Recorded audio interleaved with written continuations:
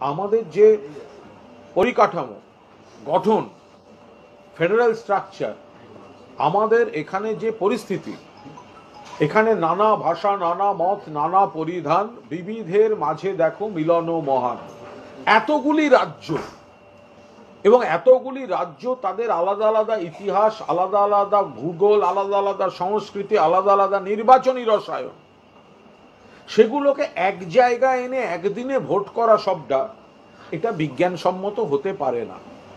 ভাবতে হবে আমাদের এখানে নজির আছে এই গণতন্ত্রে যে আপনি একটা ভোট দিচ্ছেন 5 বছরের জন্য কিন্তু 5 বছরের আগেই অনেক ক্ষেত্রে অনেক এদিক ওদিক হয়ে যায় সরকারের ভাঙা গঠন ভাঙা গড়া হয়ে যায়।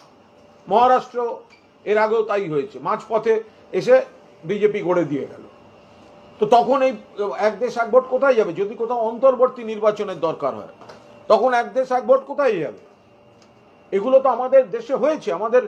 আমাদের লোকসভা নির্বাচন অন্তর্বর্তীত হয়েছে, বিধানসভা একাধিক ক্ষেত্রে হয়েছে। তো ফলে আমরা কোনো অবস্থায় এই অবৈজ্ঞানিক জিনিসটা এগোতে দিতে পারি না। আর একটা গুরুত্বপূর্ণ বিষয় হচ্ছে যে লোকসভা ভোট বিধানসভা ভোট এবং স্থানীয় স্তরের ভোট অর্থাৎ পঞ্চায়েত পুরসভা যেগুলো আছে এগুলো না সবকটার প্যাটার্ন আলাদা, ফোকাস আলাদা, অভিমুখ আলাদা। অর্থাৎ লোকসভার ভোট মানুষ দেন দেশ গঠন এটা মাথায় রেখে দেশ পরিচালনা, রাজ্য সরকারটা হচ্ছে বিধানসভায়, আবার স্থানীয় প্রশাসন এখানে। ফলে সেই জায়গায় দাঁড়িয়ে আমরা একজন ভোটার একজন নাগরিক তিনি কিভাবে একদিনে সবটার, এটা তো লোকসভা নির্বাচন বিধানসভা নির্বাচন বা বাকিগুলি যদি একসঙ্গে হয় তাহলে এই অভিমুখগুলি নিয়ে বিভ্রান্তি তৈরি হতে পারে। ফলে এটা কোনো অবস্থায়, আর আপনি কখন শুরু করবেন?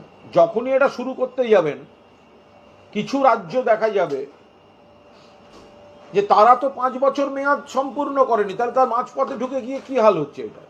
এটা এখানে নয়, মমতা বন্দ্যোপাধ্যায় আগে সবিস্তারে চিঠি লিখে যথাযথ জায়গায় জানিয়ে দিয়েছেন এটা অবৈজ্ঞানিক, এটা হতে পারে না আমাদের দেশে।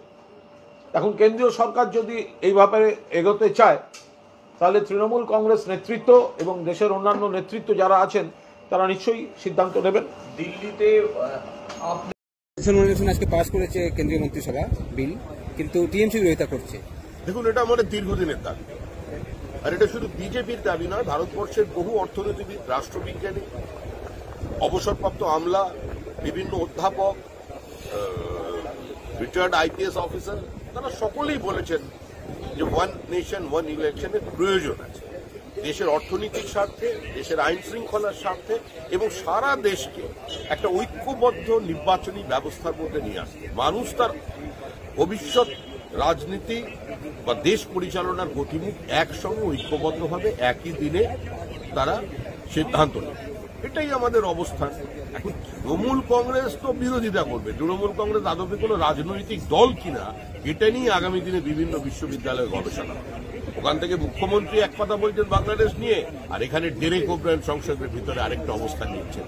একসঙ্গে কংগ্রেসের সঙ্গে প্রেস কনফারেন্স করছেন, উপরাষ্ট্রপতিকে অনাস্থা প্রস্তাবের পক্ষে, আবার বেরিয়েছে বলছেন বিজেপি আর কংগ্রেস এরা চলতে দিচ্ছে না। একদিকে কংগ্রেসের সঙ্গে আছেন, আবার অন্যদিকে বলছেন মমতা বন্দ্যোপাধ্যায়কে মুখ করতে হবে কংগ্রেসের বিরোধিতা। ফলে তৃণমূল কি বলছে এ নিয়ে ভারতবর্ষের মানুষ চিন্তিত না। টিএমসি এখন বলছে যেভাবে হাউসে অ্যাডজার্নমেন্ট হচ্ছে, বারবার হাউস চলতে দিচ্ছে না, তারা কংগ্রেস এবং বিজেপিকে একসুরে ব্লেম করছে কি হাউস তারা চলতে দিচ্ছেন না। অনেক রাজ্যের ইস্যু তারা রেস করতে চেয়েছিলেন কিন্তু তাদের এই অবরোধের জন্য লোকসভায় তারা রেস করতে পারছেন না। কংগ্রেস এবং বিজেপি দুজনকে আপনার শাসক এবং মেইন বিরোধী দলকে তারা ব্লেম করছে। দেখুন, এই তৃণমূল কংগ্রেসই তো মল্লিকার্জুন খাড়গেকে দেশের ভবিষ্যতের প্রধানমন্ত্রী হিসেবে মানুষের সামনে তুলে ধরতেছে।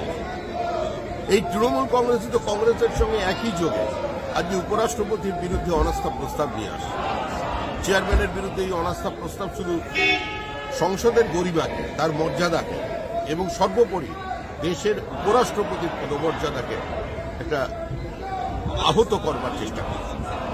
তো আজকে তাদের মুখে যে শোভা এর উত্তর কংগ্রেস দিতে পারে যে আমার যেমন বেনি তেমনি রবে চুল ভিজাবো না, আমি কংগ্রেসের সঙ্গে অনাস্থাতেও যাব, আবার বেরিয়ে এসে কংগ্রেসের বিরুদ্ধেও কথা বলবে, এটা তো চলতে পারে।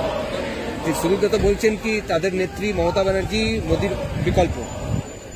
সুদীপ বন্দ্যোপাধ্যায় বলছেন কি তাদের নেত্রী মমতা বন্দ্যোপাধ্যায় মোদির বিকল্প এখন দেশের কাছে। সারা বছর ধরে ওরা এই কথা বলে, নির্বাচন যখন আসে তখনও ওরা এই কথা বলে, কিন্তু তারপর ছুটকে ছুটকে রাত দিন আসু কথা বলে।